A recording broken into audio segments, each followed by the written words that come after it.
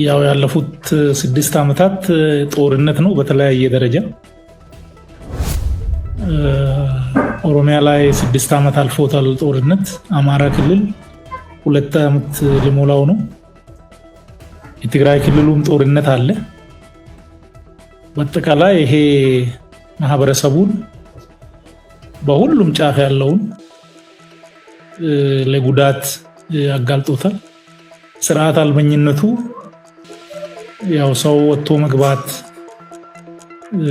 ብርቅ የሆነበት፣ መንገደኛ ሹፌር የሚታፈንበት፣ ሚሊዮኖች ተከፍሎ የሚለቀቅበት፣ የማይከፍል በዛው የሚሞትበት እና የደህንነት ዋስትና የሌለበት ሆኗል። ኢኮኖሚው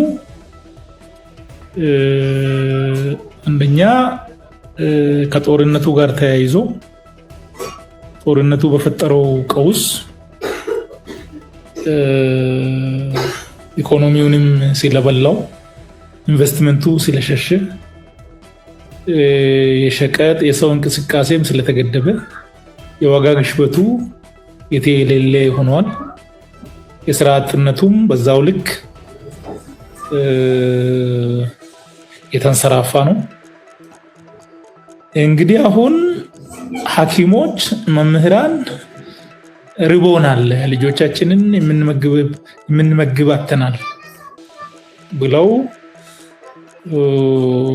በዚህ ደረጃ ጥያቄ አቅርበው ጥያቄውም ባለመመለሱ የስራ ማቆም አድማ የጀመሩበት ሐኪሞች በተለይ ለምን አቆማችሁ፣ ለምን ራበን አላችሁ ደግሞ ተብለው የሚታሰሩበት ሆኗል። ኢኮኖሚው ሰው መኖር እስኪጠላ ድረስ አስቸጋሪ ደረጃ ላይ ደርሷል። ማህበራዊ ቀውሱ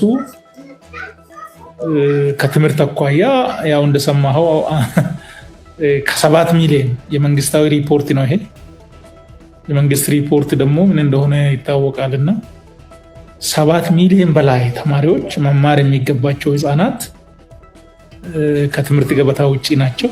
በዚህ ጦርነት ምክንያት በጣም ብዙ ሚሊዮኖች ተፈናቅለዋል። ከቤት ንብረታቸው ለድህነት የተጋለጡ በጣም ብዙዎች ናቸው። በጣም ብዙ ማህበረሰብ በልመና የተሰማራበት ጊዜ ነው ያለው። ማህበራዊ ቀውሱ፣ ወንጀሉ በጣም አሳዛኝ፣ አስደንጋጭ ደረጃ ላይ ነው የሚገኘው። አስተዳደሩም ደግሞ ይሄንን ጉዳይ መፈተሽ፣ ለማስተካከል መሞከር ሳይሆን የበለጠ ቀውሱን የሚያባብስ በሌብነት የተሰማራ ፍትህን የሚያዛባ ከላይ እስከታች ሌብነት፣ ስርቆት፣ ሙስና ህጋዊ የመሰለበት እና አገልግሎት ሙሉ በሙሉ በክፍያ ብቻ የሆነበት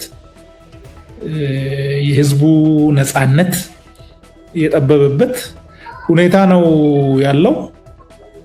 እንግዲህ በሌላ መንገድ ኢትዮጵያ እየመከረች ነው የሚል ደግሞ አንድ ሀገራዊ ጨዋታም ተጀምሯል። ያው የሚተዋወቁ አብሮ የሚጠጡ አብሮ የሚውሉ ሰዎች ምንም አይነት ልዩነት ቅራኔ የሌላቸው አንድ ላይ ተሰብስበው ሀገራዊ ምክክር እያደረግን ነው እያሉ ነው። በሀገር ሀብት ነው ይሄ የሚሆነው፣ በጊዜ ውስጥ ነው የሚሆነው። ይሄ እንደዚህ አይነት ቀልድም አለ። በአንድ በኩል ማህበረሰቡ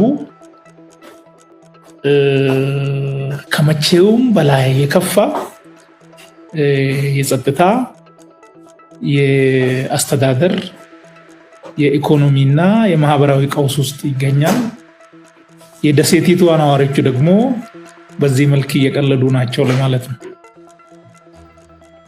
በጣም ጥሩ። እንደ መግቢያ ለማለት ያክል ነው ያነሳ ነው። ጠቅለል ያለ ጥሩ መግቢያ ሰጥተሃናል።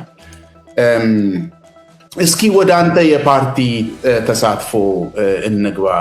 አቶ ታዬ ወደ ተደራጀ የፓርቲ ፖለቲካ የገባኸው መቼ ነው? በእንዴት ሁኔታ ነው ወደ ፓርቲ ፖለቲካ የተቀላቀልከው? እስኪ ወደ ፓርቲ ፖለቲካ የገባሁት ሃይስኩል እያለሁ ነው። ሃይስኩል 11ኛ ክፍል ይመስለኛል ያኔ 1992 አካባቢ በባሌ ደን ላይ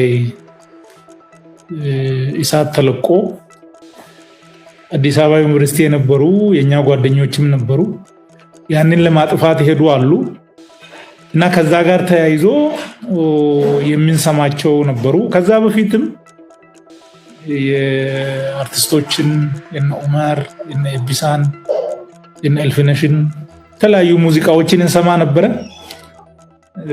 በወቅቱ ስለነበረው ጭቆና ልጅ ሆነን ከኛ በላይ ደግሞ ግንዛቤ ያላቸው ከኛ ቀድሞ ዩኒቨርሲቲ የገቡ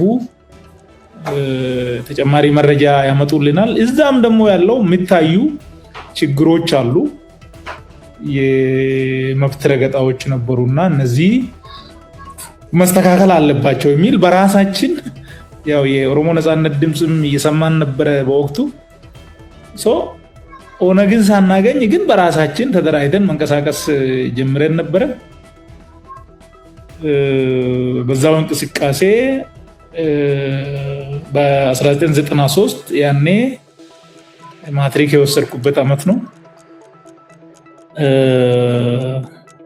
የአዲስ አበባ ዩኒቨርሲቲ ተማሪዎች አመፅ አድርገው ነበረ። እነዛ ተማሪዎች ተባረው እኛ ጋር ሲመጡ ከኛ ጋር ኮሚኒኬት እናደርግ ነበረ። ከዛም ተነስቶ ያው የፖለቲካ ንቃታችን በግል የምናደርገው እዛው የመደራጀት የመንቀሳቀስ የተማሪ ውስጥ አደረጃጀቶችን ጀመርን። 1994 ወደ ዩኒቨርሲቲ ገባው። ዩኒቨርሲቲ እንደገባው በዩኒቨርሲቲ ውስጥ ቀደም ብሎ የነበረ የተማሪ መዋቅር ነበረ። የኦሮሞ ነጻነት ግንባር ደጋፊዎች የነበሩ፣ በየወሩ ደግሞ መጫና ቱለማ የሚያዘጋጀው ሙዚቃ እንደገና መድረክ ነበር። እዛ ጋር እንሳተፋለን፣ ጋዜጦችንም እናነባለን። በዚህ መንገድ ነው እንግዲህ እየመጣን በ1996 ኦነግን ለመቀላቀል አንድ 42 ተማሪዎችን ይዤ ትጥቅ ትግል ለመግባት ወደ ሐረርጌ ሄጄ ነበረ። ያው ሂደቱ ብዙ ዝርዝር አለው፣ ብዙ አስፈላጊ አይደለም።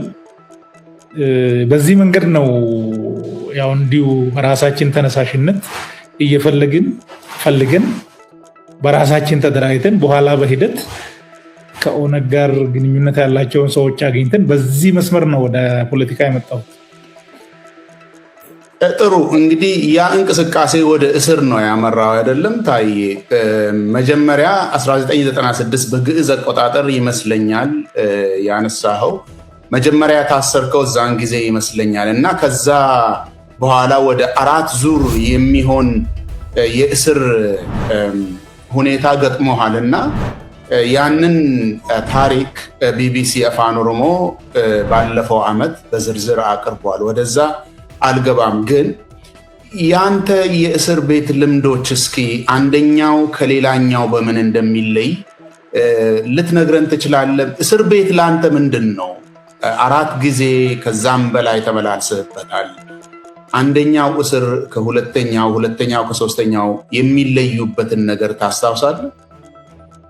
ያ እስር ቤት ያው መጀመሪያ ያው ስትገባ ከስሙም ጀምሮ የሚያስፈራ ነው። እስር ቤት ነፃነትህም ይገደባል። የምታጣቸው ነገሮች አሉ። በርካታ ሰዎች ደግሞ ታስረው ለሞራል ስብራት፣ ለአእምሮ ህመም የሚዳረጉም አሉ። እኔ የሚያየዋቸው ነበሩ። በጣም በመጨነቅ ከኔ አኳያ እኔ እስር ቤት ውስጥ ያው ቢቢሲ ላይ እንዳገለጽኩት ማድረግ የሚችለው ላይ ስላተኮርኩ ብዙ ጫና አልፈጠረብኝም። ጊዜንም በከንቱ አላባከንኩም። ዋናው ቁም ነገር ግን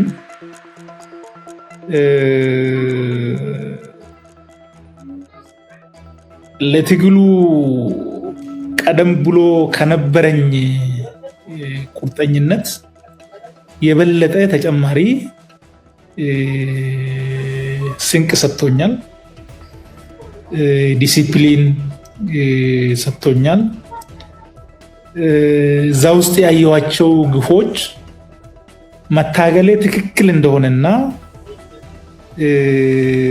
ያው ስርዓቱ መቀየር እንዳለበት፣ ነፃነት መምጣት እንዳለበት፣ ፍትህ፣ እኩልነት መስፈን እንዳለበት፣ ለዛ ደግሞ ዋጋ መክፈል ትክክል እንደሆነ በዛ ደረጃ ያስረዳኝ ነው። ቆይታዬ አራቱ ኦፍ ኮርስ መሃል ላይም ሌሎች ትንንሾች አሉ፣ ብዙ አስፈላጊ አይደሉም። መጀመሪያ እስር ቤት ሲገባ ፍርድ ቤቶች ነፃ ነበሩ። ያለ ማስረጃ አይፈርዱም።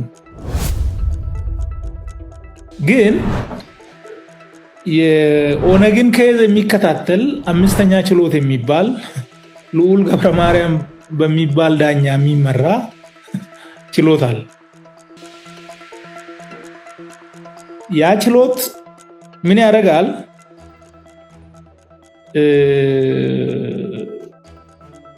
ደህንነት ምን ያህል ሰው መታሰር እንዳለበት ይታወቃል። የሚለቅህ ደህንነት ነው። ያ ዳኛ ቀጠሮ እየሰጠህ ያቆይሃል። እስር ቤት ገብተህ ማለት ክስ ይመሰረትብሃል። ምንም ትርጉም የሌለው ክስ ይመሰረትብሃል። ቀጠሮ 2 ዓመት ቀጠሮ ይሰጣል። ባይዞ አንድ ጊዜ የዛሬ 2 ዓመት ቀጠሮ ናት ይባላል። ሚኒመም 6 ወር ነው ቀጠሮ የነበረው በወቅቱ። እንግዲህ 6 ወር ውሳኔም ነው፣ 1 ወርም ውሳኔ አለ። ሰው እንደ ጥፋቱ ግን 2 ዓመት፣ 1 ዓመት ከ5 ወር፣ ከ6 ወር፣ 8 ወር እንደዚህ አይነት ኮመን ነው እና ሰው 10 ዓመት ይታሰርና የ15 ዓመት እስር ከጨረሰ በኋላ ነፃ ነህ ግባ ይባላል። ይሄ የመጀመሪያው ዙር ከ1996 እስከ 1999 የታሰርኩበት እስር የታዘብኩት ነው። በእርግጥ ሰው እንደ መዳበሪያም የሚደረደርበት ነበር። ዶቦቃ የሚባል እንትን አለ እስር ቤቱ፣ ከርቸሌ የሚባል በተለይ እዚህ ሜክሲኮ በታች የነበረው አሁን አፍሪካ ህብረት ያለበት፣ ከዛ ወደ ቃሊቲ ከመቀየሩ በፊት ዶቦቃ የሚባል አንድ ክፍል አለ። መጀመሪያ ስትገባ ለ5 ቀን እዛ ዶቦቃ ውስጥ እንደ መዳበሪያ አንድ ጭንቅላት ወደዛ ሌላ ጭንቅላት ወደዚህ ተብሎ እንደዚህ እንደ መዳበሪያ ይረበረብና ዶቦቃ የእስር ቤት ነው። ይቅርታ ታዬ፣ ዶቦቃ የእስር ቤት ስም ነው ወይስ የሴሉ ስም? የዛ ክፍል የልዩ ክፍል ምን እስር ቤት? እስር ቤት ውስጥ አንድ ልዩ ክፍል ማለት ነው። ሰው እንደ ማዳበሪያ ተደርድሮ የሚያድርበት እስር ቤቱ አንዱ ሌላው ላይ ተደርጎ የሚተኛበት ማለት ነው። ዶቦቃ ነው ይባላል። እስር ቤቱ ከርቸሌ ነው። እስር ቤቱ ከርቸሌ ነው። እዚህ አዲስ አበባ ማረሚያ ቤት ነው። እንትኑ ስሙ ፎርማል ስሙ አዲስ አበባ ማረሚያ ቤት ነው። የእስረኛ ስሙ ከርቸሌ ነው። ኦፍ ኮርስ የመጀመሪያ ስሙ ከርቸሌ ነው። ተሻሽሎለት ነው ማረሚያ ቤት የተባለው። እዛ እስር ቤት ውስጥ ግን አዲስ ገቢ የሚገባበት ለ1 ሳምንት ሚኒመም የሚቆዩበት ዶቦቃ ይባላል። እሱ ሰው እዛ ራሱን የሚስትበት አንድ ጓደኛችን ቶማስ ብርሃኑ የሚባል ታፍኖ ሌሊት ከዛ ውስጥ ሊሞት ትንሽ ሲቀረው ወጥቷል። አብረን የገባን ማለት ነው። የመጀመሪያው ዙር 10 ዓመትም 6 ዓመትም 8 ዓመትም እየተመላለስክ ትቆይና ነፃ ነህ እና ግባ ትባላለህ ማለት ነው። ያንን የሚያደርገው ልዑል ገብረ ማርያም የሚመራው 5ኛ ችሎት። ሁለተኛው ዙር ላይ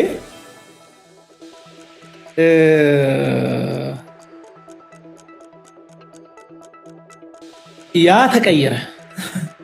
የኔም ፔፐር በዛ የእስር ቤት ስቃይ ላይ ስለነበረ ሰው 10 ዓመት ታስሮ 9 ዓመት ታስሮ 8 ዓመት ታስሮ ያለ ካሳ ምንም ትራንስፖርት እንኳን ሳይከፈለው ግባ ሲባል ቤተሰቡ ሲበተን ራሱ ሞራሊ ተሰብሮ ህይወቱ ጠፍቶ ግን ነፃ ነህ ግባ ማለት ትርጉሙ ምንድነው? መንግስት ለምን አይክስም የሚል ፔፐር ነው የጻፍኩት። ያው ሊመረቅ 4 ቀን ሲቀረኝ ደግሞ እንደገና ያዙኝ። ሶስተኛ መሆኑ ነው። ሁለተኛው ዙር ማለት ነው። መቼ ነው? ሁለተኛው ዙር ያንን ቀየሩና ምን አደረጉ? ፍርድ ቤት አፋጣኝ ፍትህ ይሰጣል፣ ደህንነት ደግሞ የውሸት ማስረጃ አዘጋጅቶ ያቀርባል። አንተን አይቶ ሰምቶ የማያውቅ ሰው መጥቶ የሆነ ጊዜ ታክሲ ላይ ተገናኝተን እንደዚህ ኡነግ ሁን ብሎ መልምሎኛል ይላል ሰው ማለት ኦፕንሊ ውሸት ማታውቀው ማያውቅ ሰው በዚህ ደረጃ ይደራጅና መጥቶ ይመሰክርባል። በመስቀለኛ ጥያቄ በምናምን እንትን ልትል ትችላለህ። ዳኛው ግን ያንን የሚሰራው ችሎት ያንተን ማስተባበያ ፈጽሞ አይቀበልም። ምክንያቱም ሊንኩ ከደህንነቱ ጋር ነው። እኔ 10 ዓመት እንደሚፈረድብኝ ሞገስ ግርማ የሚባል ሰው ነው የነገረኝ። ይሄም በእርግጥ ለቢቢሲ ነግሬያለሁ። ማን ነው ሞገስ ግርማ? ሞገስ ግርማ የመርማሪ ነው ፌደራል ፖሊስ እና ፖሊስ ነው የፈረደው። ደህንነት ነው የፈረደው። እሱ ነገረኝ እንጂ ምን ደህንነት ነው የፈረደው እና ነገረኝ። እሱ ደግሞ ያው አጋጣሚ ከአፉ አምልጦ ብታምንም ባታምንም ብትወድም ባትወድም 10 ዓመት ይፈረድብሃል አለኝ። ከዚያ ፍርድ ቤት ሲሄድ ብዙ ማስተባበያ አቅርብ ያለው የቀረበ ማስረጃ የለም። አንዴ ውሸት ማስረጃ ነው የቀረበው። እሱም ራሱ ከክሱ አንጻር አላስረዳም። ግን 10 ዓመት አለኝ ዳኛው። እስከ ሰበር ሄጄ በዛው ጸና። የፍትህ ሂደቱ ያ ነበር። ዋናው ጉዳይ ግን ከፍርድ ቤት ውሳኔ ውጭ አያስሩህም። ያኔ ከፍርድ ቤት ውሳኔ ውጭ አያስሩህም። ከዚያ ያው ሶስተኛው በ2010 በኢትዮጵያ መጋቢት ይቅርታ ላይ ሁለተኛው ዓመተ ምህረቱ መቼ እንደሆነ ብታስታውስ። ሁለተኛው ዓመተ ምህረቱ ከ2001 እስከ 2008 ነው የቆየው እስር ቤት። ያው ጨርሼ ነው የወጣሁት በአመክሮ። ሶስተኛው ከመጋቢት እስከ ሚያዝያ ለ32 ቀን ነው የቆየሁት። ጉዳዩ ከቦረና ጭፍጨፋ ጋር የሚያያዝ ነው። እሱ ያው ከባድ አልነበረም። ሰውም በብዛት ይመጣ ነበረ። የለውጥ ዋዜማም ነበረ። ቀላል ነው። ቆይተን ነው የወጣ ነው። ምንም ጫናም አልነበረም። ግን ያው በ2 ነው 3 ፓትሮል ነው የያዙኝ ወደ እንትን ሲሄድ ማለት ነው። ቤቴን ምናምን ብዙ ረባብሿል። ዞሮ ግን ዛሬ ያዙኝ፣ ነገ ፍርድ ቤት አቅርበውኛል። የቆየሁት በፍርድ ቤት ትዕዛዝ ነው። ፍርድ ቤቱን ራሳቸው ከኋላ ይቆጣጠሩታል፣ ግን ፎርማሊቲውን ያሟሉታል ማለት ነው። ህግ የሚለውን ነገር 48 ሰዓት አቅርቡ ያቀርባሉ። ከፍርድ ቤት ትዕዛዝ ውጭ አታስሩ፣ ያንን ያደርጋሉ። ፍርድ ቤቱ ይተባበራል የነበረው። አራተኛው ላይ ግን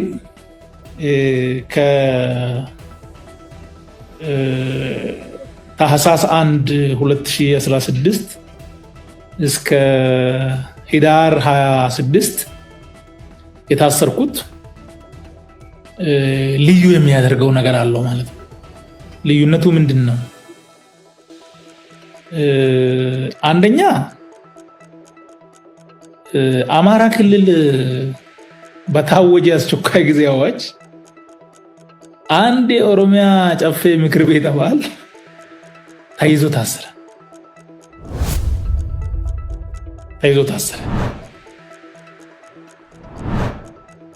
የ50 ሚሊዮን ህዝብ ተወካይ በሌላ ክልል የታወጀ አስቸኳይ አዋጅ ታሰረ። ያ ያለ መከሰስ መብት ሳይነሳ ደግሞ ምን ተደርጓል?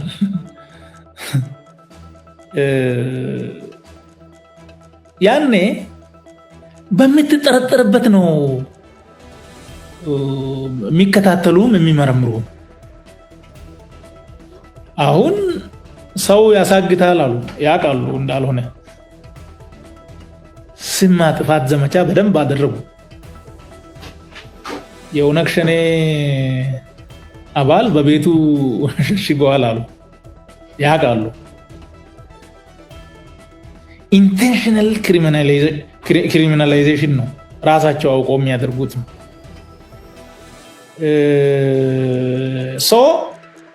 ፍላሽ ይዞ ተገኝቷል።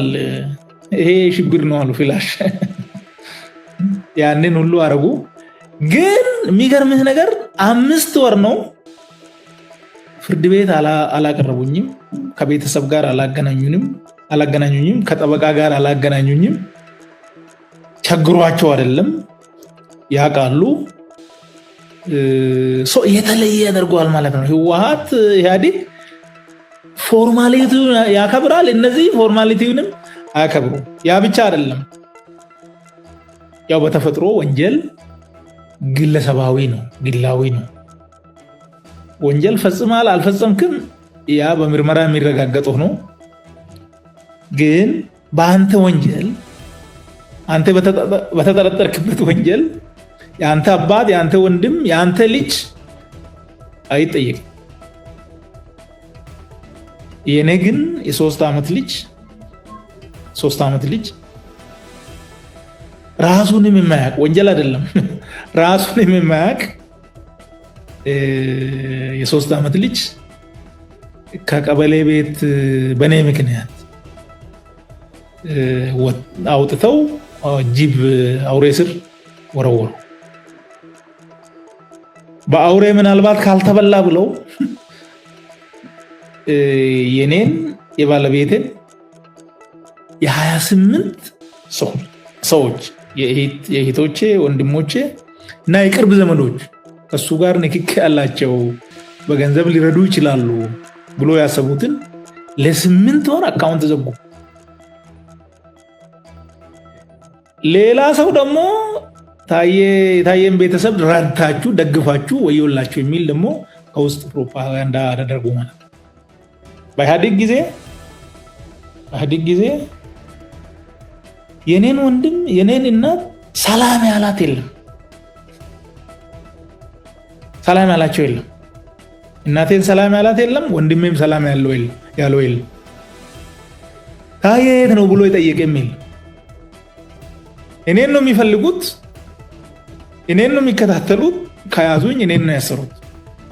ከዛ በኋላ ለምን አበላችሁ፣ ለምን ወለዳችሁ፣ ለምን ያለ የለም ማለት ነው። ልዩነቱ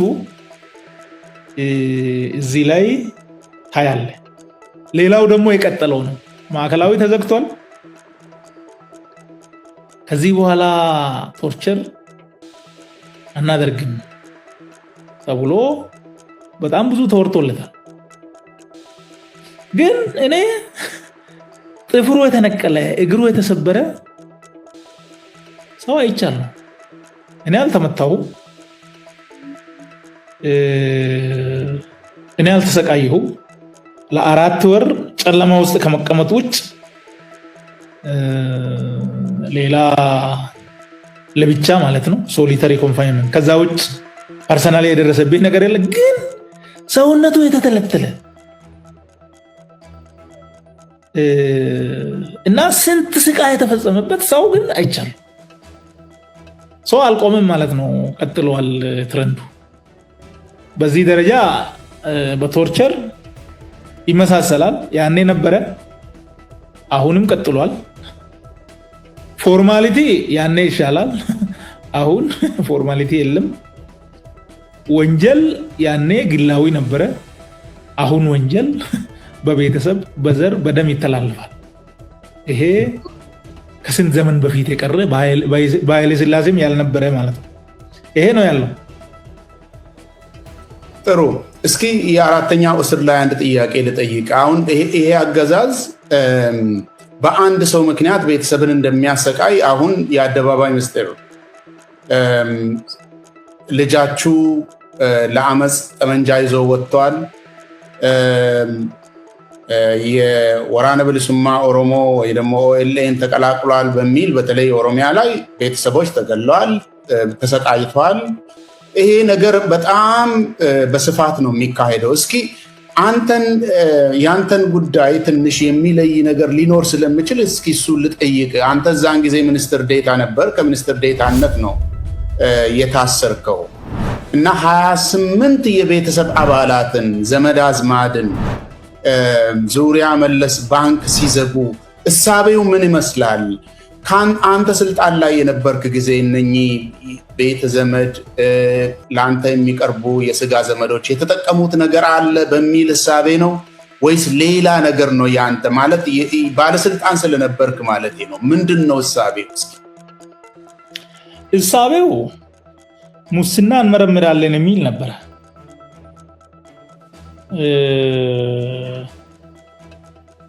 ዋናው ሲይዙኝ ሙስና አልነበረም።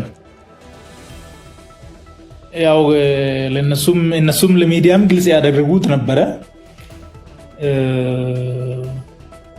ከጸረ ሰላም ኃይሎች ጋር ተባብሮ ሀገር ለማፍረስ የሚል ነበር። ግን ዞር ሲሉ ሙስና መርምሩ ተባሉ። ሰው ሙስና ሲመረመር እንግዲህ የሆነች መጽሐፍ ሽጬ ነበር እኔ ሆነች 2014 እና በዛ ምክንያት መጽሐፏን የገዙ ሰዎች ነበሩ እና በዛ መጽሐፍ ክፍያ የፈጸሙ በሙሉ ተጠርቶ ተመርምሯል። ያ መጽሐፍ የተሸጠው የመንግስት ባለስልጣናት ትላልቅ ሰዎች የተገኙበት መድረክ ላይ ነው። ግን እየታወቀ ያው ለማንገላታት፣ ለማሰቃየት፣ ሞራል ለመስበር ተብሎ ያንን ሲያረጉ ነበረ።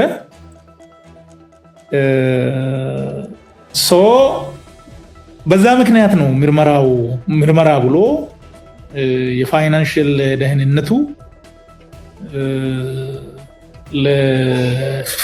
ለአቃቢ ሕግ ጽፎ አቃቢ ሕግ ደግሞ በዛ ደረጃ ጠይቆ አካውንት በፍርድ ቤት የተዘጋ አለ። በፍርድ ቤት የተዘጋ የኔ ብቻ ነው ባይዞ የኔ አካውንት በፍርድ ቤት ተዘግቷል። ሌሎቹን ግን ከህግ ውጭ ከ3 ቀን በላይ መዝጋት የማይችል ፋይናንሻል ደህንነት ለ8 ወር ፍርድ ቤት ነው ባንኮቹን አዞ በትዕዛዝ አዘግቷል።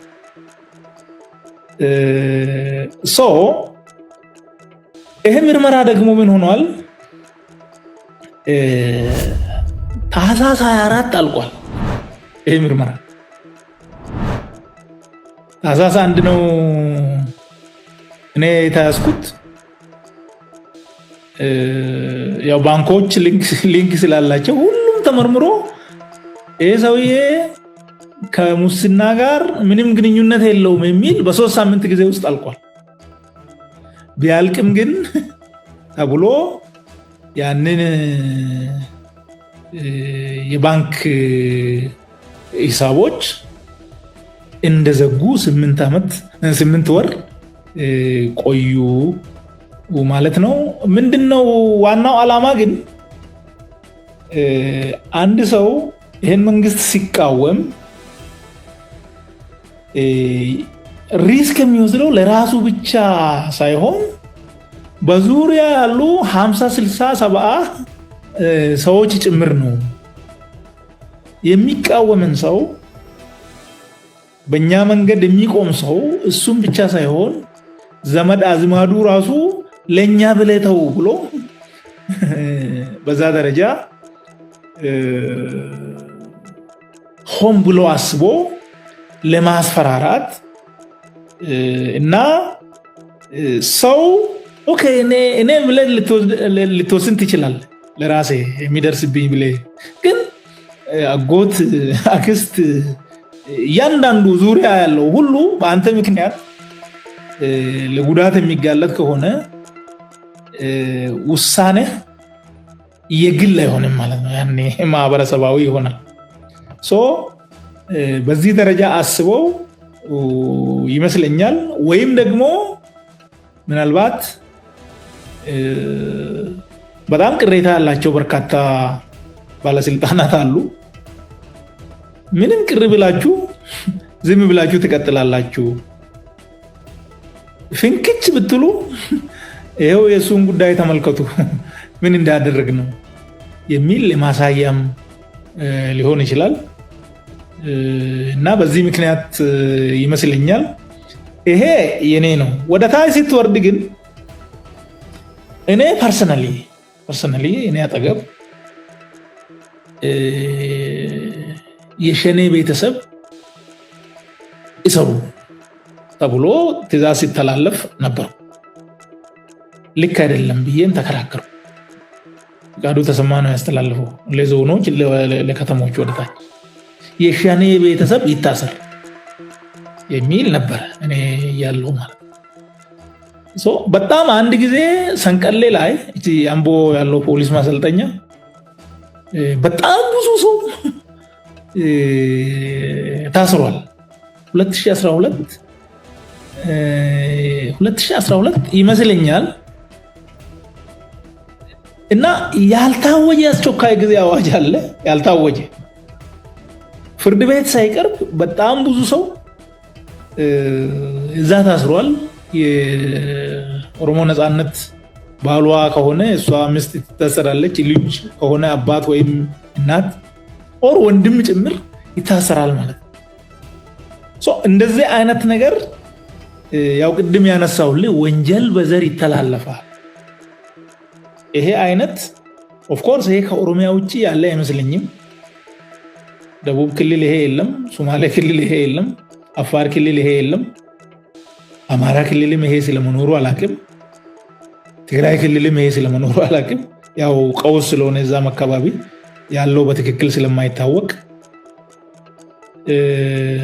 ወንጀል ግላዊ መሆኑ ቀርቶ ያንተ ወንጀል እህትህን፣ እናትህን፣ አባትህን፣ ወንድምህን እና ሌሎች በአንተ ዙሪያ ዘመድ አዝማድ ያንተ ወንጀል አንተ አስበህ የሰራው ወንጀል ከሆነ ያው እሱ ሌላ ሆኖ ግን በአንተ ምክንያት ይሄ ሁሉ ለስቃይ ይዳረጋል። ኦሮሚያ ላይ ይሄንን ያው ለማንሳት ነው በአጋጣሚ። በጣም ጥሩ። እስኪ እንግዲህ የአራተኛውን ዙር እስር ጨርሰ ስትወጣ እንደ አውሮፓ አቆጣጠር 2016 ይመስለኛል እነ አቶ ለማ መገርሳ ፕሬዝደንትነትን ስልጣን ወስደዋል እና አዲስ አመራር ተፈጥሯል በኦሮሚያ ክልል ላይ። ያ አመራር ደግሞ መጥቶ ምን ሲሰራ እንደነበረ የሚታወቅ ነው። ለህዝብ የመቅረብ የህዝብን ጥያቄ እንመልሳለን ብሎ ቃል የመግባት ሁኔታ ነበረ። ኦሮሚያ ውስጥም ደግሞ ወደ መንገድ ወጣችሁ የምትሞቱበት ምክንያት የለም፣ እኛ በእናንተ ቦታ እንከራከራለን የሚል ተስፋ የተሰጠበት ሰውን ሲያስር ሲያሳድድ የነበረ ፖሊስ ከልጆች ጎን ቆሞ ሰልፍ የወጡትን ሲከላከል እናስታውሳለን ሁላችንም። እና በዚህ ጊዜ ነው አንተ የወጣው የቄሮ ትግል ከፍተኛ ደረጃ ላይ የደረሰበትና አንዳንድ ፍሬዎችን ማፍራት የጀመረበት ጊዜ ነው። አንተ ስትወጣ ይሄንን ነገር እንዴት ነው ያየኸው? ያንተን ስሜት ታስታውሳለህ? ያ ኦፍ ኮርስ እኔ ሲወጣ ግንቦት 15 2008 ነው የተፈታሁት። የቄሮ ትግል እስር ቤትም ሆኜ መረጃው ነበረኝ። ያው ሰው ይመጣል፣ ሚዲያ በእርግጥ የለም፣ ግን ያው የመንግስት ሚዲያ ብቻ ነው የምንመለከተው። ግን ሰው ይመጣል፣ መረጃ ታገኛለህ። መንግስትም ደግሞ እንደዚህ ጸረ ሰላም ኃይሎች ምናምን ብሎ እነሱ አጠፉ የሚላቸውን ነገሮች ያሳያል። የተቃጠሉ እንትን ያሉ የወደሙ ነገሮችን ያሳያል። በዛም እንትን የምትለው አለ፣ መረጃው ነበረ። በእስር ቤት ቆይታዬ ግን የታዘብኩት ነበረ። አንደኛ ከኦሮሞ ፖለቲካ አኳያ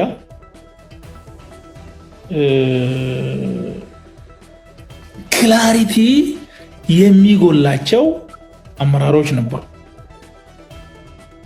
ያው ብዙ ዝርዝር አያስፈልግም። ክላሪቲ ይጎላል፣ ኮሚትመንት ይጎላል። እሱ ችግር አለ። ከኢትዮጵያ ፖለቲካ አኳያ ያው አብረን የነበርን ነበር። የኦብነግ ሰዎች ነበሩ፣ የግንቦት ሰባት ሰዎች ነበሩ፣ እነ ተፈራ ማሞ ጋር ነበርን፣ እነ አቶ በቀለ ገርባ ጋርም ነበርን።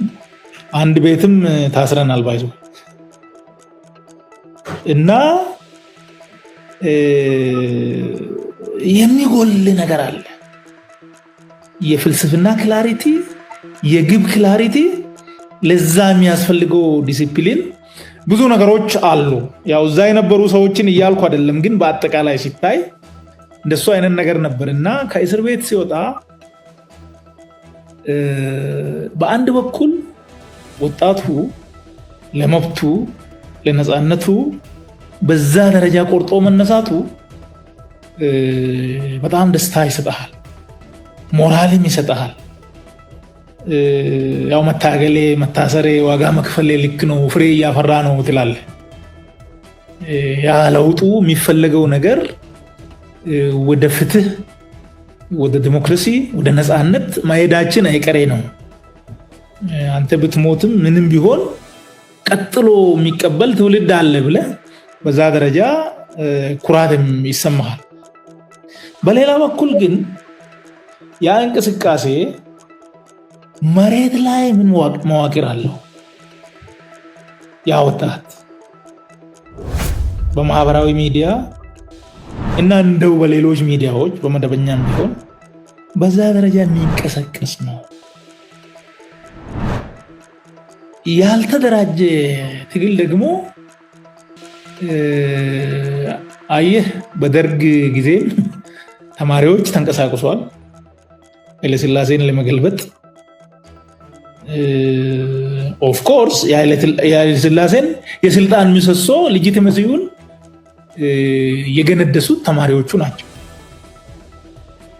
ነገር ግን የተደራጁ ስላልነበሩ እና ወደፊትም እንዴት እንሄዳለን ያለውን ስርዓት ግፈኝነቱን ምናምን ከመቃወም የዘለለ ወዴት ነው የምንሄደው፣ እንዴት ነው የምንሄደው የሚለው ነገር የተደራጀ አመራር የተደራጀ ማዋቅር ስላልነበራቸው ትግሉ በወታደር የተነጠቀ ያ ስጋት ነበረ። በሌላ በኩል ማለት ነው እንደወጣው ጓደኞች ነበሩ፣ ሚልኬሳም ነበሩ፣ ሌሎችም ነበሩ። ያው ለስም አስፈላጊ ላይሆን ይችላል እና ይሄ ትግል ከግብ መድረስ ካለበት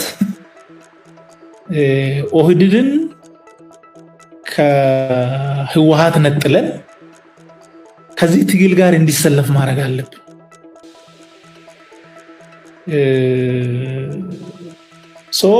ኦህዴድ ከወያኔ ተላላኪነት መነጠል አለበት። ያ ካልሆነ ወይ ሌላ ኃይል መጥቶ ይወስዳል፣ ወይ ይሄ ትግል ሄዶ በጊዜ ሂደት ተዳክሞ እዛው ሊቀር ይችላል መዋቅር ካለው ኃይል ጋር ካልተቀናጀ የሚል ሐሳብ አነሳው። ለብዙዎች ኦድ ሆኖ ነበረ ያ ጉዳይ። ግን ዞሮ ዞሮ የነበረው ስሜት በወቅቱ አሁን ያልኩህ ነበር ማለት። በጣም ጥሩ። እስኪ ትንሽ ገፋ እናድርገው። ከወጣ ህዝብ በኋላ አንተ ተሳተፍክ በትግሉ ውስጥ? በትክክል ተሳትፌያለሁ። እኔ አቋሜን ያው መጀመሪያ ወደ ትግል ሲወጣ ለትጥቅ ትግል ነው የወጣሁት። እስር ቤት ላይ ሆኜ ብዙ መጽሐፍቶችን አንብቤ ስለ ጋንዲ፣ ስለ ማንዴላ፣ ስለ ሌሎች፣ ስለ ማርቲን ሉተር ብዙ አንብቤ አቋሜን በሰላማዊ ትግል ላይ አረኩ። ከኮስት አኳያም ከሞራል አኳያም አዋጭ ነው ብዬ ያመንኩት እሱን ነበረ። ይሄንን የወጣቶች ትግል ተቀላቀሉ። የተቀላቀልኩት ያው እኔ ሐሳብ በመስጠት ነው። ፌስቡክ ከፈትኩ። በዛ ፌስቡክ የማውቀውን እውነት እየገለጽኩ በጣም ብዙ አስተያየቶችን ሰጥቻለሁ። ትግሉ መሄድ ያለበት በዚህ አይደለም በዚህ ነው በሚል አንዳንድ ጉዳዮችንም አንዳንድ አካሄዶችንም የተቃወምንበት ጊዜ ነበረ። በተለይ የኛ ትኩረት የነበረው የኛ ቲም ወጣቱ በሰላም መታገሉን አቅሙን ማደራጀት እንዳለበት የበለጠ ፍጹም ሰላማዊ እንዲሆን ያው ሁላችሁም እናንተም ውጪም የነበራችሁ ያንን ነው ስትሉ የነበረው፣ እኛም ያንን ስንል ነበረ። እኛ በተጨማሪ ምን አድርገናል? በኋላ እናንተም ወደዛ መጣችኋል። ኦህዴድ ሆይ ተነስ የሚል ነበር። አንተ 4 ሚሊዮን አባል ይዘህ 40 ሚሊዮን ህዝብ ወክለህ በሴንተር መሃል ሀገር ላይ ሆነ ይሄ ሁሉ ህዝብ ካንተ ጋር ሆኖ በዚህ ደረጃ እንግዲህ ይሄ አብዮታዊ ዲሞክራሲያዊ ማዕከላዊነቱን ይሄንን እምቢ በሉ፣ ይሄ ጥርነፋ ነው የሚል በዚህ ደረጃ ብዙ ቅስቀሳ አድርገናል።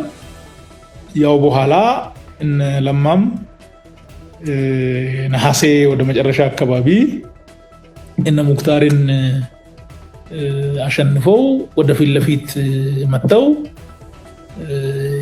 ያንን ቅድም አንተ ስታነሳ የነበረውን ጌታችን ህዝባችን ነው ሌላ ጌታ የለንም የሚል ቁርጥ ያለ አቋም ያዘ ለማ። ያው እሱ ያንን አቋም ሲይዝ ከታች ያለውም ኦፍ ኮርስ አንዳንድ ችግሮች ነበሩ፣ ግን በአጠቃላይ ሁሉም ብሶት ስለነበረበት ያንን አቋም ይዞ ወደ ታች ወረደ። በተለይ ለፖሊስ፣ በተለይ ለሚሊሻ እናንተ የህዝብ ስጋቶች ሳትሆኑ የህዝብ የደህንነት የሰላም ዋስትናዎች ናቸው። ስለዚህ ከህዝብ ጋር ቁሙ፣ ወንጀልን ተከላከሉ። ከዛ ባሻገር ግን ህዝብ ላይ የሚደርሰው በደል ካለ ከህዝብ ጋር ሆናችሁ መከላከል አለባችሁ እንጂ በደል ከሚፈጽሙ አካል ጋር መወገን የለባቸውም የሚል ግልጽ መመሪያ ሰጠ። ያ መመሪያ እንዳለ ወርዶ ቀበሌ ድረስ ነው የተተገበረው ነው። ከዛ በኋላ እኛ እንዳልነው የቄሮ ትግል ከኦህዴድ መዋቅር ጋር ከፖሊስ ከኦሮሚያ ፖሊስ ጋር ያ ሁላችሁም የህዝብ ጋሻና መከታ ተብሎ በዛ ደረጃ ስም ይወጣለት ነበረ። ከዛ በኋላ ነው እንግዲህ ሁሉም ካድሬውም ህዝቡም ወጣቱም ጸጥታ ኃይሉም ሁሉም አንድ ሆኖ ሲቆም ትግሉ ወደኋላ የማይቀለበስ መሆኑ እየታወቀ መጣ ማለት ነው። ያ ነው በዛ ደረጃ ያ እንዲፈጠር ከአመራሮች ጋርም ግንኙነት አድርገናል። በውስጥ መስመር አለማ ጋር ለምሳሌ ያው ከብዙ ትግል በኋላ ሀሳቦች ሰጥተናል። በየሁለት ሳምንቱ ሚኒመም በየሁለት ሳምንቱ እንገናኛለን፣ እናገኘዋለን። የኛን ግምገማ እንነግረዋለን፣ የሱን ግምገማ እንሰማለን። በዛ ደረጃ ብዙ አብረን ሰርተናል ማለት ነው በውስጥ ደረጃ። ውጪ ላይ ደግሞ ይሄ የህወሓት የበላይነቱን ያለ ፍርሃት ከኢኮኖሚው አንጻር ከሚደረገው የመብት ጥሰት አኳያ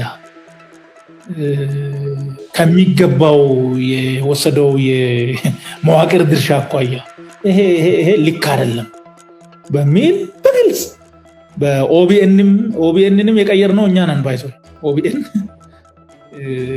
ሄደን እዛ አስተያየት እየሰጠን ለህዝቡ ከኦኤምኤን ጋር ኦልሞስት ተመሳሳይ ይዘት የነበረው በወቅቱ በዛ ደረጃ ቅስቀሳዎችን ገብተን ሰርተናል። እንግዲህ በዚህ ልክ ተሳትፎ ነበረኝ ለማለት ነው። ለማን ለማግኘት ትግል ስትል ምንድነው? ምን አይነት ትግል ነው ለማን ለማግኘት የገጠማችሁ? እኛ መጀመሪያ 10 ሰው ሆነን መስከረም 2009 ቀኑን አላስታውስም በኦሮሞ ባህል ማዕከል አዲስ አበባ ላይ ተወያየ ነው። ኦህዴድን እንቀላቀል አንቀላቀል የሚል እንደግፍ አንደግፍ የሚል ውይይቶች ነበሩ። ዝርዝሩ ብዙ አስፈላጊ አይደለም። ምክንያቶችን ዘርዝረን መደገፍ አለብን የሚል አቋም ያስኩት እኔ ነበር እና ምክንያቱ ስላሳመናቸው ሁሉም እሺ ያሉ። ከዛ በኋላ ለማን ማግኘት አለብን ብለን ወሰንን። ከዚያ አዲሱና ሽመልስን አገኘን። አዲሱና ሽመልስ ለማ ማግኘት እንደምንፈልግ እና ኦህዴድን መደገፍ እንደምንፈልግ ነገርናቸው። እነሱ በየጊዜው ያገኙናል፣ ሐሳብ ከኛ እንትን ይላሉ። ለማ ጋር አድርሱን ስንል ላሽ ነው የሚሉት፣ እንትን አይሉም፣ አያደርጉትም። ምክንያቱ ምንድነው? በኋላ ላይ የገባን ለማ ያኔም አጥር ታጥሮበታል። ያኔም ሰው በኋላ ከሱ ጋር ይቆማል፣ የሱን አቋም ይይዛል ተብሎ የሚጠረጠር ሰው እንዲያገኝ አይፈቀድም። ያው ብዙ ዝርዝር ነገሮች አሉ፣ በኋላ አየን። በዚህ ልክ ብዙ ሰዎችን አባዱላን ጠይቀናል። ሞክሮ አልተቻለውም፣ ምክንያቱም አጥሩ ከለከለው።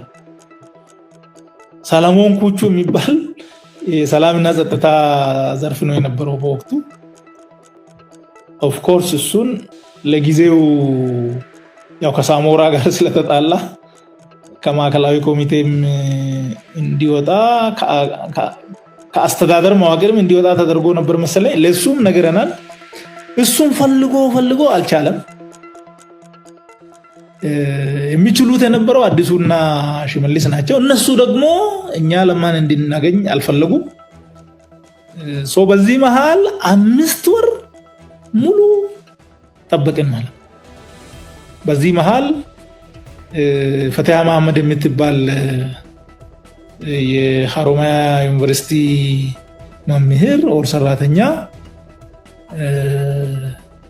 የማህበራዊ ቢሮ ኃላፊ ሆና ከሹማ መጣች።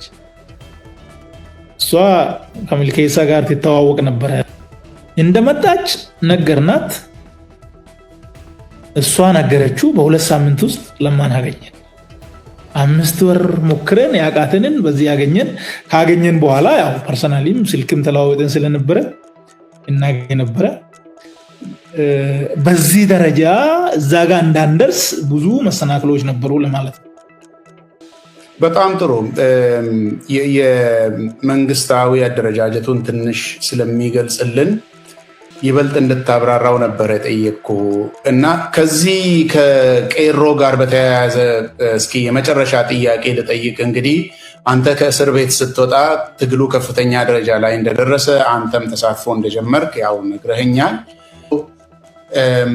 ያለውን የኦሮሚያ አስተዳደር ሁኔታና እንዴት ወደ ኦህዴድ ለመቀላቀል እርምጃ እንደጀመርክ ከአንተ ጓደኞች ጋር መንቀሳቀስ እንዴት እንደጀመርክ ጀምረህልኝ ነበር። ወደዛ በኋላ እመጣለሁ። ግን ከዛ በፊት እስኪ የቄሮ ትግል ኢህአዴግን ያሸነፈበት ያንተ ግምገማ ምንድን ነው?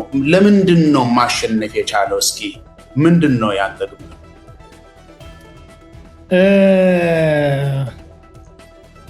ይሄ ወሳኝ ነገር ነው። ይሄ በጣም ወሳኝ ነገር ነው። ለወደፊትም የሚጠቅም ነው። አሁንም ተመሳሳይ ችግር ስላለ ማለት አንደኛው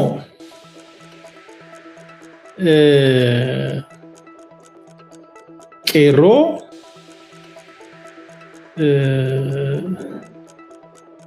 የሚያስተባብር ኃይል ነበር፣ አንድነት የነበረው። ያው ሚዲያ ነበረ፣ ኦኤምን ሌሎች ሚዲያዎችም ነበሩ፣ ማህበራዊ ሚዲያውም ነበረ። ነገር ግን ከጫፍ እስከ ጫፍ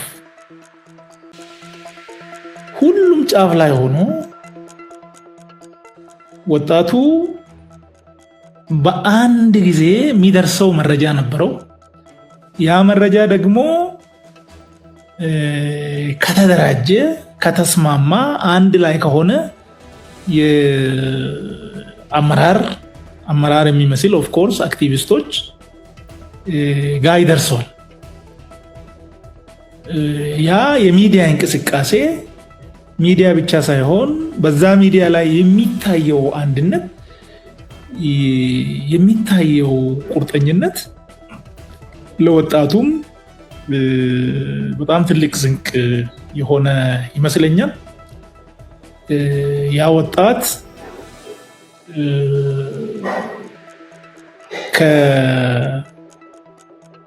ከዞን ከወረዳ ከሁሉም አልፈው በክልል ደረጃ አንድ የሆነ ምልክት ይዘው በዛ ምልክት ዙሪያ ተሰባስቦ በአንድነት ያለ ፍርሃት በዲሲፕሊን መቆም ችሏል።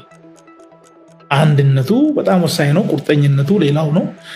ከዛ ባሻገር ግን የህዝቡ አንድነትም ህዝቡ ያንን ትግል ሙሉ በሙሉ ደግፏል። ከወጣቱ ከልጆቹ ጋር ቆሟል። ከህዝቡ ባሻገር በኋላ ደግሞ የነበረው መዋቅርም ከላይ ከፕሬዝዳንቱ ጀምሮ እስከ ቀበሌ ሚሊሻ ድረስ ያ ስርዓት ትክክል አይደለም መቀየር አለበት የሚል አቋም ይዞ ከሚታገሉት ወጣቶች ጋር ሆኖ ይሄ አንደኛው ጎኑ ነው።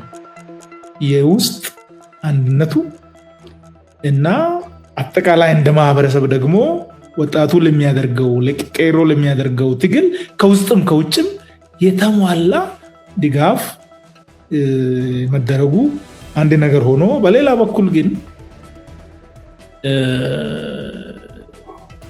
በተናጥል መደረጉ ቀርተው ድንበር ዘለል ደግሞ ትብብር ተፈጠረ ማለት እሱ መዘንጋት ያለበት አይመስለኝም። የቄሮ ትግል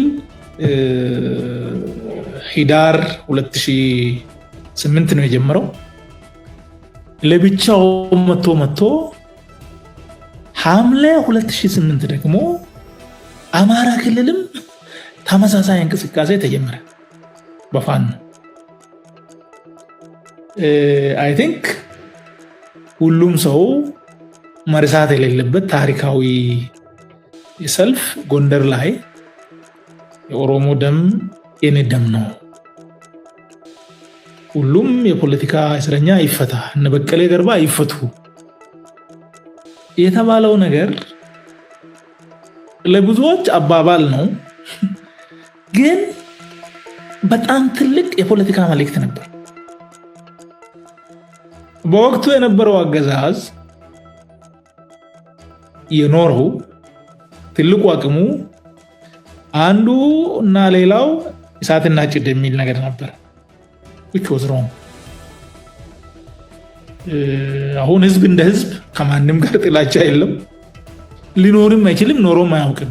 ግን ይሄ ህዝብና ይሄ ህዝብ እሳትና ጭድ ነው፣ አህያና ጅብ ነው የሚል ትርክት ነበረ። አንዱ ጠባብ ተብሎ ተሰይሟል፣ ሌላው ደግሞ ትምክተኛ ተብሎ ተሰይሟል።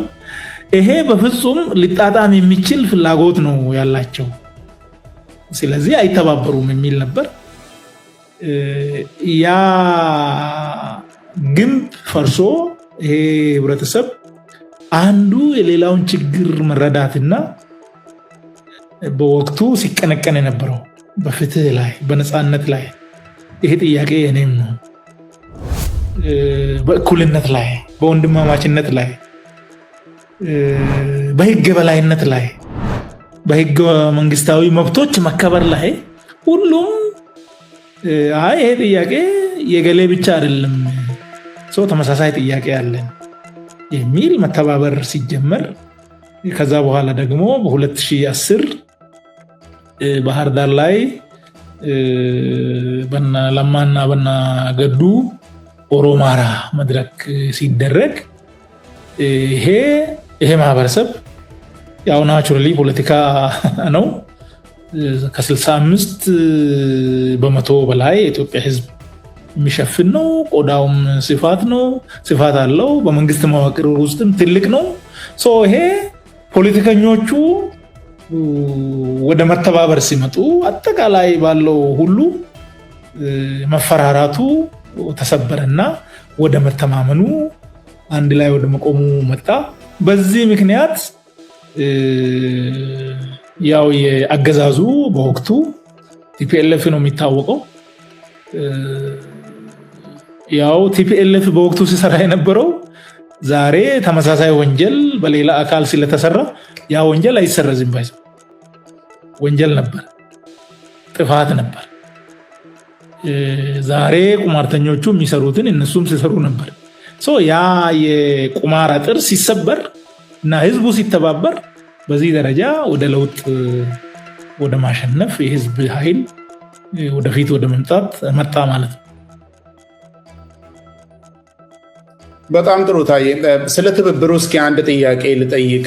ምናልባት ትብብሩ ውስጥ ነው አይደለም የሚለውን ያንተን እይታ ትነግረኛለህ። አማራ ክልል እንግዲህ ያ ሰልፍ ሲወጣ የምናስታውሰው ነው፣ አንተም እንዳነሳኸው የኦሮሞ ደም የኔም ደም ነው እነ በቀለ ይፈቱ የሚለው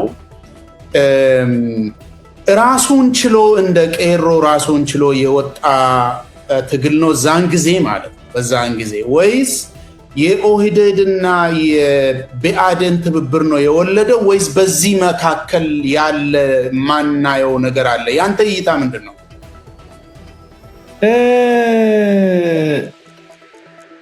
መጀመሪያ ያው እስር ቤት ነበሩ፣ የአማራ ታጋዮችም ነበሩ፣ እነ ጀነራል ተፈራም ሌሎች ኮሎኔሎች ሲቪል ሰዎችም ነበሩ ከኛ ጋርም የታሰሩ።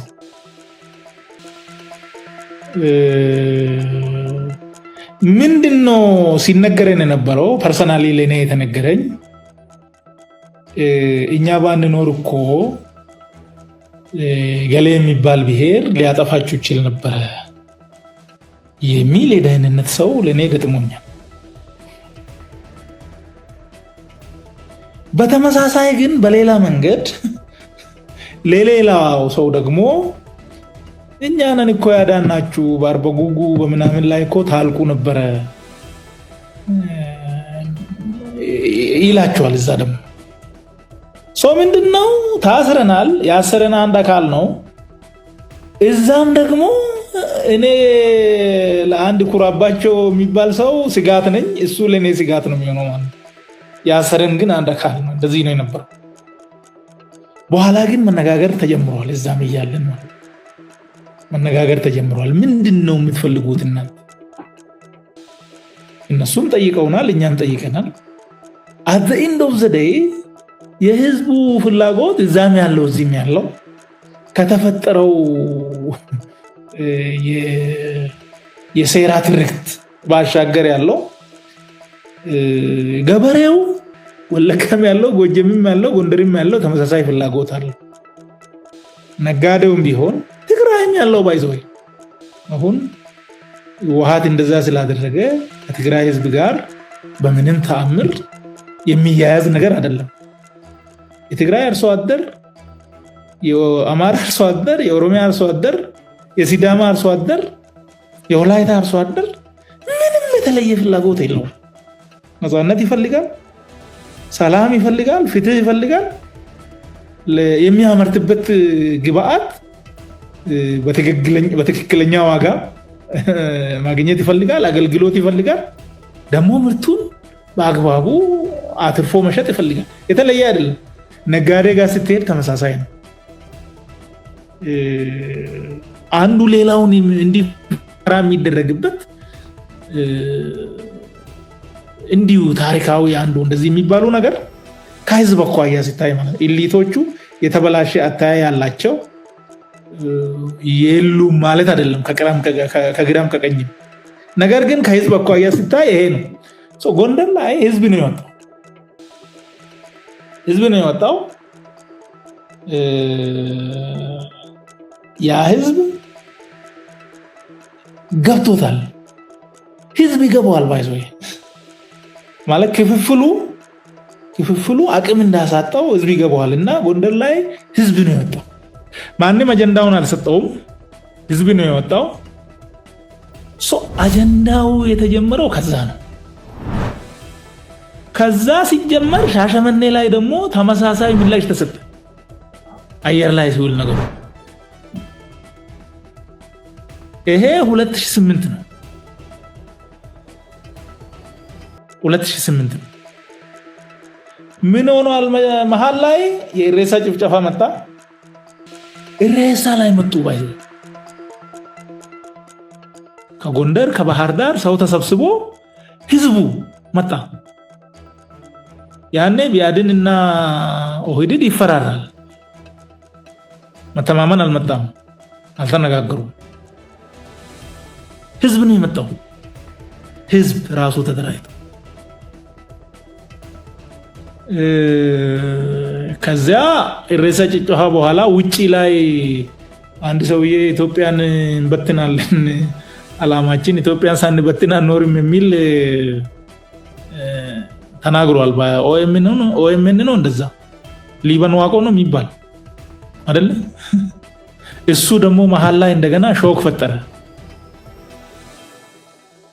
ፈጠረና ሂደቱ እንደገና በዛ መሃል ደግሞ ቁማር የሚጫወቱት ለማሞቅ ሄዱ።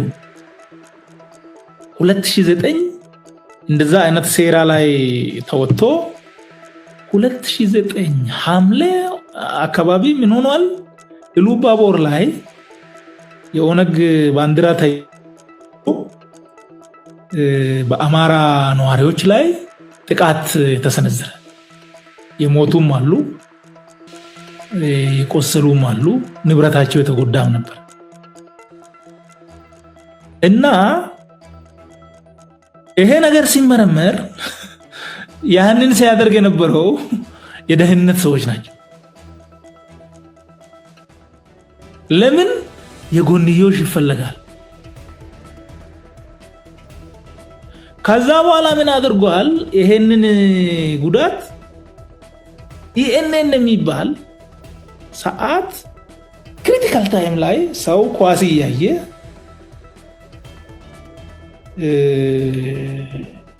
ኦሮሞ አማራን እየጨፈጨፈ እንደሆነ ዜና አድርጎ አመጣ። ኢኤንኤን የሚባል እሱ ደግሞ ከደህንነት ሰዎች ጋር የሚሰራ ተቋም ነው። አሁን በዚህ ጊዜ ያንን ለማርገብ ነሐሴ እዚህ ነው፣ ጥቅምትም አካባቢ በዛ ደረጃ የቀጠለ ነው። ምን አድርገናል? እኛ 4 ሰዎች ሆነን ከአማራ ቴሌቪዥን ጋር ቀጠሮ ያዘን። እኔ ነበርኩ፣ ምልኬሳም ነበረ፣ ከበደ ነበረ፣ ደረጀ ገረፋ የሚባል ነበረ። 4 ሆነን ቀጠሮ ይዘን ገባን። አጠቃላይ ሴራውን ተነተን ነው።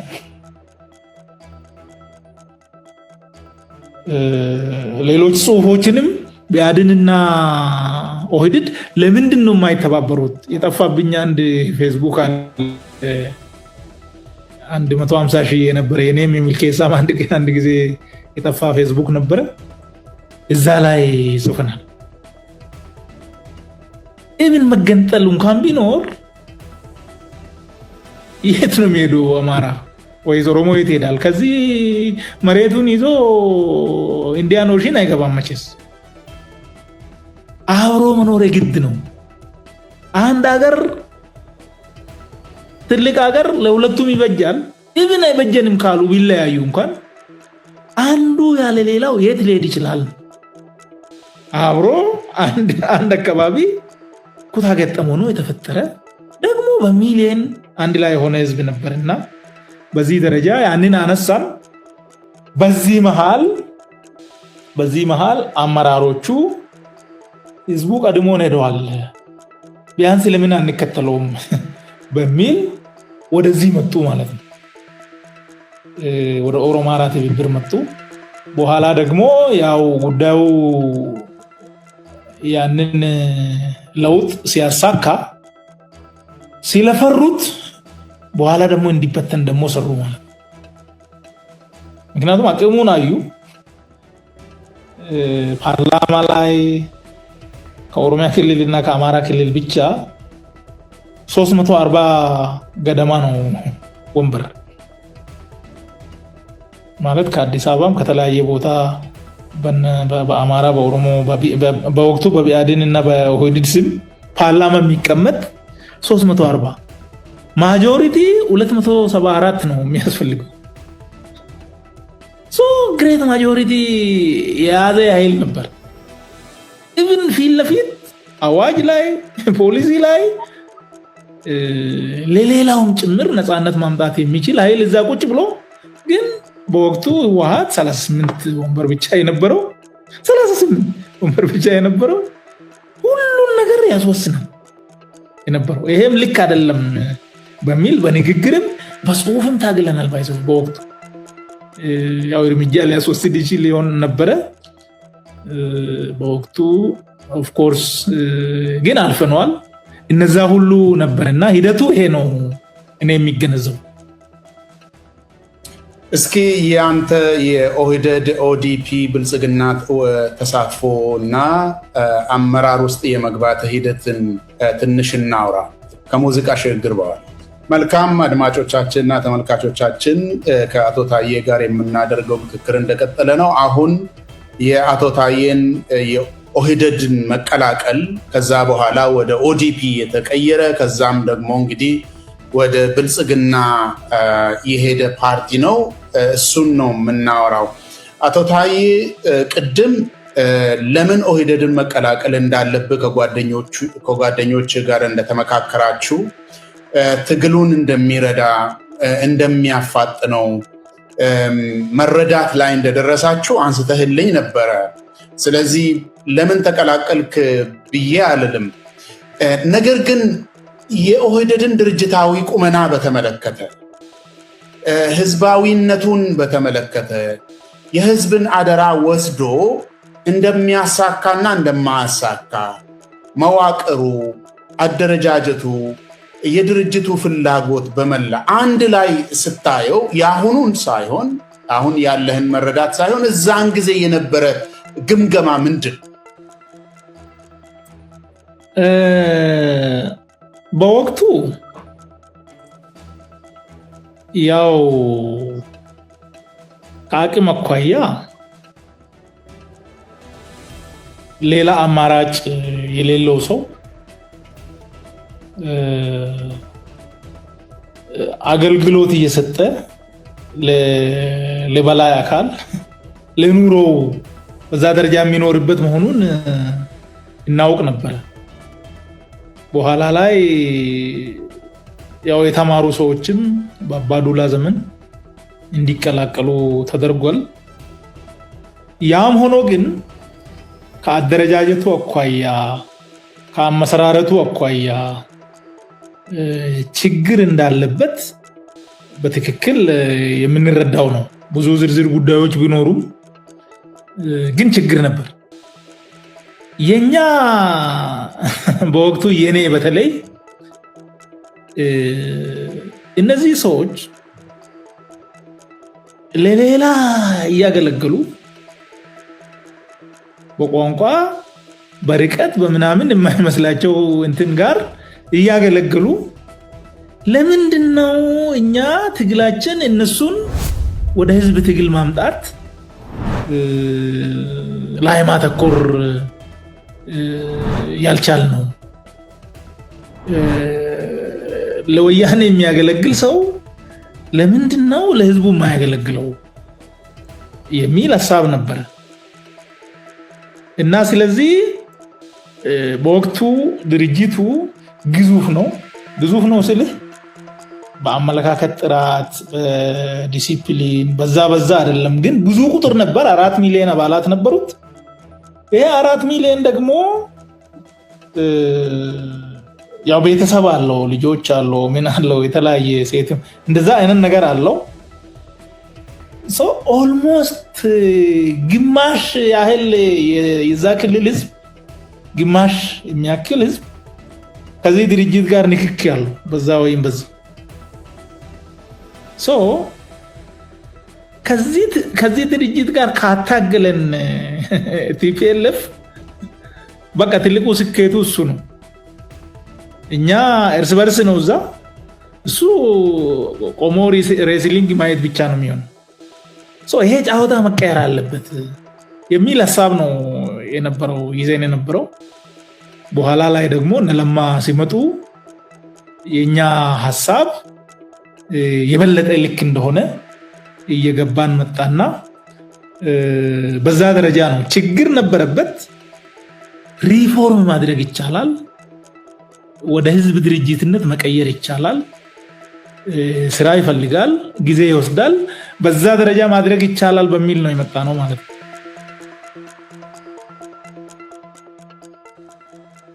በጣም ጥሩ። እንግዲህ ህወሓት ኦህዴድን ሲያደራጀው በተለይ የአስተዳደር ስልጣን ሲሰጠው ኦህዴድ የኦሮሞን ብሔርተኝነት የሚጸየፉ የኦሮሞን ብሔርተኝነት የሚዋጉ ሰዎችን በብዛት እንደሰገሰገ የሚታወቅ ነገር ነው። ያው እና አብይም የዚህ ነገር ውጤት ናቸው፣ ከሰማይ አልወረዱም። እናንተም ጊዜ ይወስዳል እንጂ ይሄ ነገር ይስተካከላል፣ እናሸንፋለን የሚል መሰለኝ ተረድቼ ከሆነ ካለማየት ሳይሆን ልናሸንፈው እንችላለን የሚል ነው።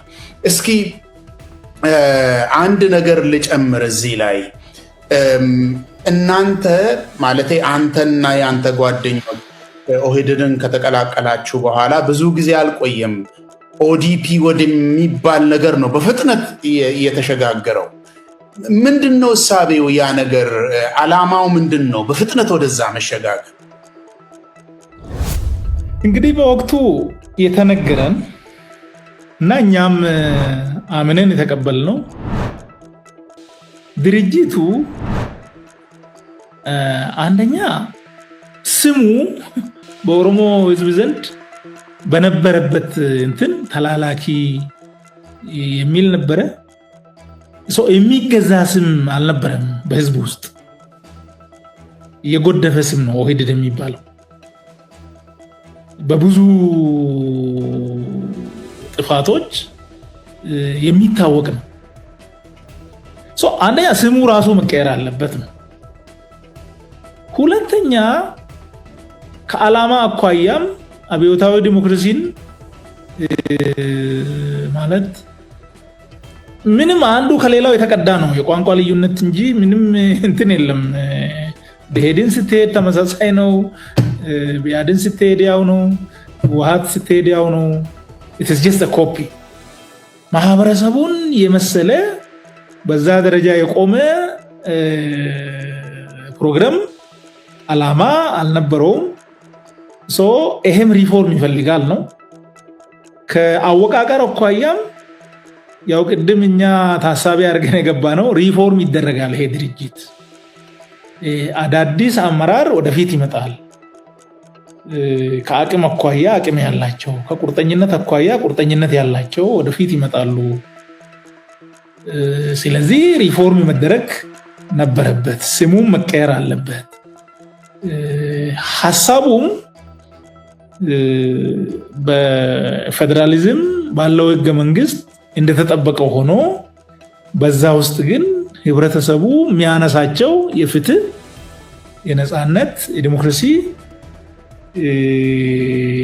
የእኩል ተጠቃሚነት ጥያቄዎችን ያካተተ ፕሮግራም መዘጋጀት አለበት። በመርህ የሚመራ አሸናፊ ሐሳብ ይዞ የቀረበ ድርጅት መሆን አለበት። በዚህ መስመር ሪፎርም መደረግ አለበት። ከኦህዴድ ወደ ኦዲፒ መምጣት አለብን።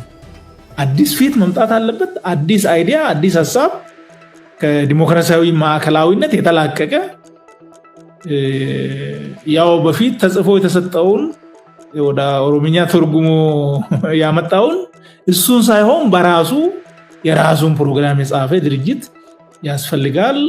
ኦሮሞ ውስጥም መስረጽ ያስችለናል። እሱ በሂደት ደግሞ የድርጅቱን ውስጣዊ ድክመቶች አሻሽለን የህዝብ ድርጅት ማድረግ ያስችላል በሚል ነው ወደ ኦዲፒ የመጣ ነው። ወደ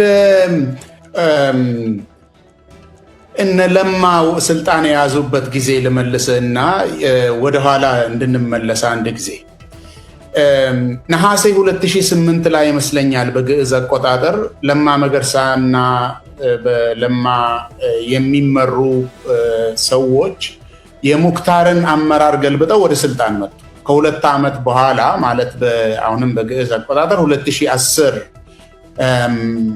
አጋማሽ ላይ የኦህዴድ ማዕከላዊ ኮሚቴ አብይን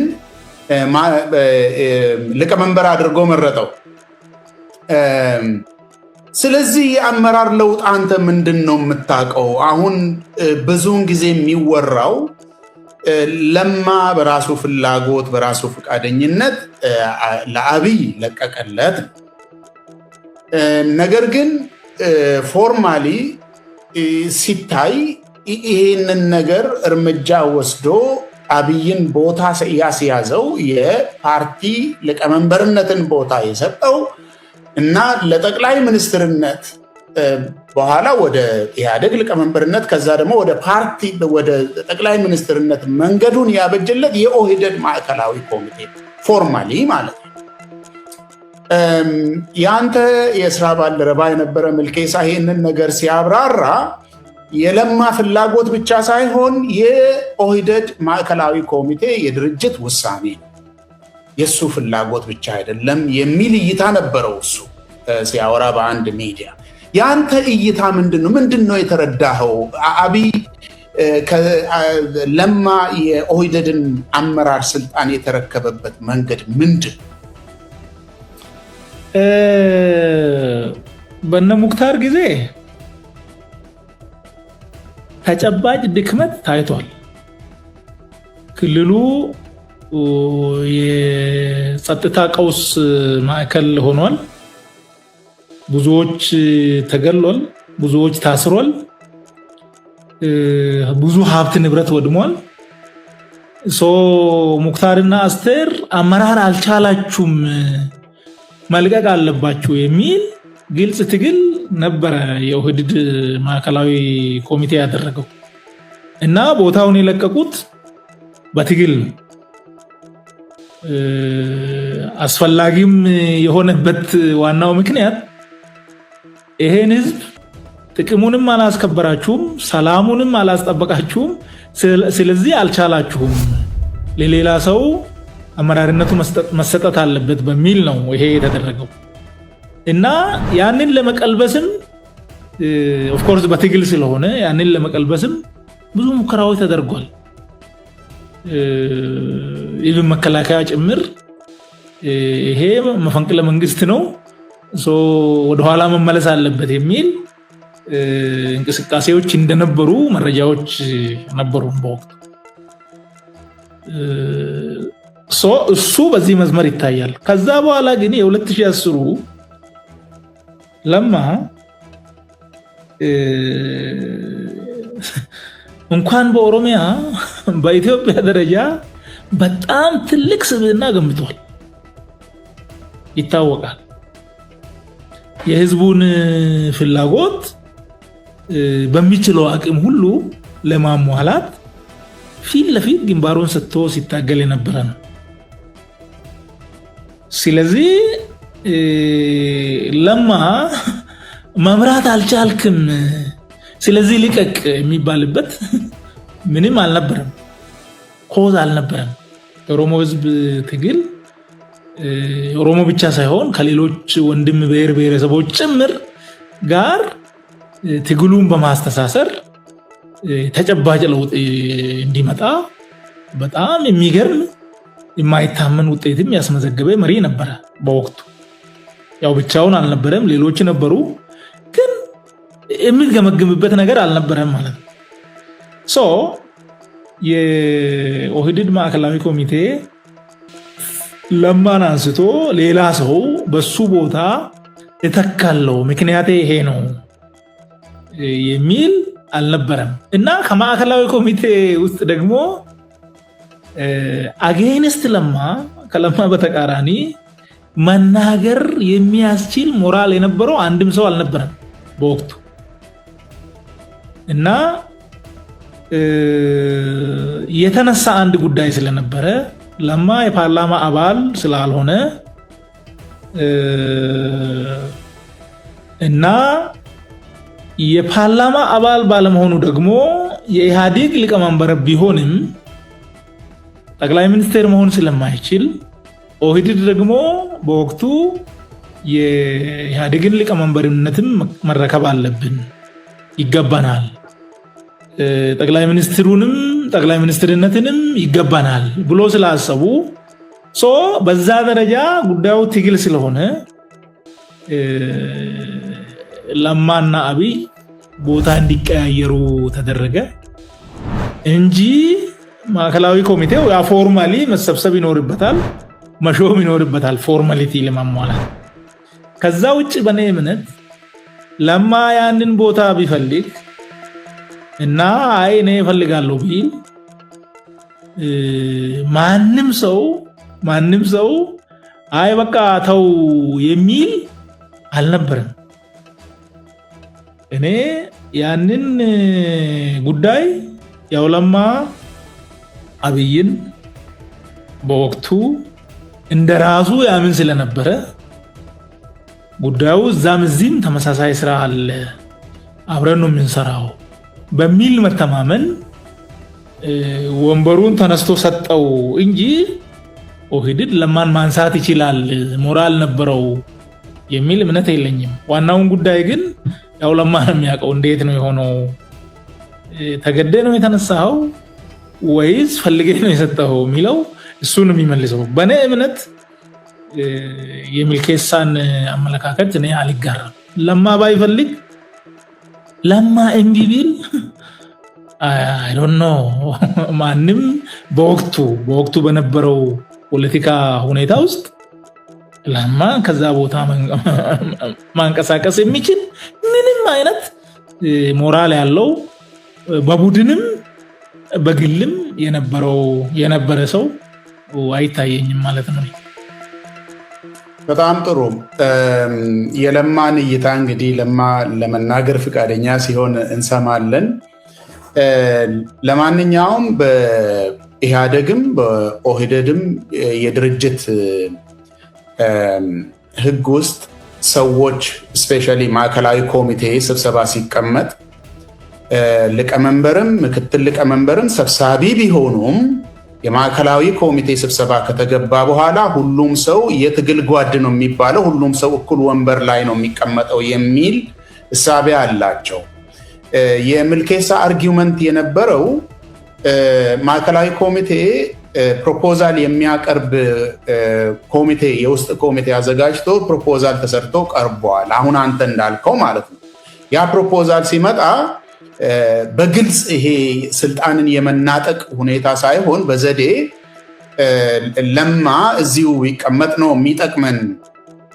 የሚጠቅመን ኦሮሚያ ላይ ነው፣ ወደ ፌደራል መንግስት ሚሄድ ሌላ ሰው ብናበጅ ይሻላል የሚል እና ለማ ደግሞ የድርጅትን ውሳኔ የሚጋፋበት ምንም አይነት ድርጅታዊ አሰራርም የለም። ስልጣን እፈልጋለሁ ብሎ ቢነሳም የድርጅቱ ባህል አይደለም። ስለዚህ የኦህደድ ማዕከላዊ ኮሚቴ ፍላጎት ነው ያ ነገር፣ አብዛኛው የማዕከላዊ ኮሚቴው ፍላጎት ነው። ለማ ግን አልተቃወመም፣ አጽድቆት ተቀብሏል። ነገር ግን ለማ በፍላጎቱ እንደዚህ ወስዶ ሰጠ የሚለውን አልቀበልን የሚለው ለዚህ ነው። አንተ እዚህ ላይ ያንተ መረዳት ምንድን ነው? እኔ ያው የገባ ሰው በዛ ድርጅት ለመታገል ነው። እኔ የማልቀበለውን ለብቻ ተቃውሜ የወጣሁበት ጊዜ አውቃለሁ። ሌላው ተቀብሎ ለብቻዬ። ምክንያቱም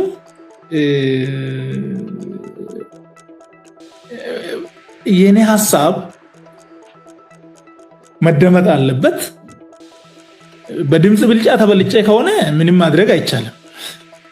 ዋናው ጉዳይ ግን ይሄ ልክ አይደለም፣ እኔ የሚፈልገውንም መናገር መቻል አለብኝ። ይሄን ነው የሚፈልገው፣ እዚህ ቦታ ነው የሚመቸኝ፣ እዚህ ቢሆን ነው ውጤት የማደርገው ማስገኘው። ስለዚህ ሌላ ሰው ስለኔ የሚያውቀው ትንሽ ነው፣ ስለራሴ የማውቀው እኔ ነኝ ማለት ይችላል። ፕሮፖዛል ቀርቦ ሊሆን ይችላል። ምናልባት ሚልኬሳ ያው ቅርበትም ስለነበረው መረጃ ይኖረዋል። ያንን ፕሮፖዛል መቃወም ይችላል። ይሄ አይሆንም። አሁን ያለንበት ወንዝ መሃል ነው፣ በዚህ ቦታ ላይ አይቀየርም ማለት ይችል ነበር ለእኔ ማለት ነው። ዋናው ጉዳይ ግን በወቅቱ ማን ነው ስለ ስልጣን እያሰበ የነበረው? ስለ ስልጣን እያሰቡ ነበር እነሱ። እሱንም ያው ዙሪያ መለሱን አጥራጥረውበት ነበር በወቅቱ እነሱ እያሰቡ ነው። ለማ ግን ስለ ትግል ነው እያሰበ የነበረው። እዛም ቢሄድ እዚህም ቢሆን መስዋዕትነትም የሚያስከፍል ሁኔታ ሊመጣ ይችላል። በወቅቱ የነበረው ደግሞ በጣም አስፈሪ ሁኔታ ነው። ስለዚህ ስለ ስልጣን ብዙም የሚያከራክር በዛ ደረጃ ሴራም የሚያሰራ አልነበረም።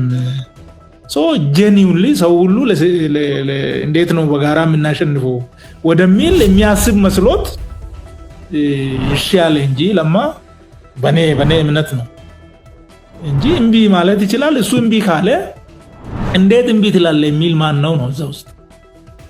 ይሄ አይሆንም የሚሆነው በዚህ የማይሆነው በዚህ ምክንያት ነው ቢል ለማ ማን ነው አንተ እንዴት እንደዚህ ትላለህ ብሎ ለማን ማለት አይደለም። በአይኑ ማየት የሚችል ማን ነው? በሱ ልክ ሞራል የነበረው ማን ነው? እዛ ኮሚቴ ውስጥ የለም። ስለዚህ ያው በአይን አፋሪነት ትቶ ከሆነ እሱ ሌላ ጥያቄ ነው። በኔ እምነት ግን ለማ ባይፈልገው ለማ ባይፈቅድ ያ ነገር ያ ለውጥ አንዱ አብይ በቦታው ይመጣል የሚል እምነት እኔ የለኝም።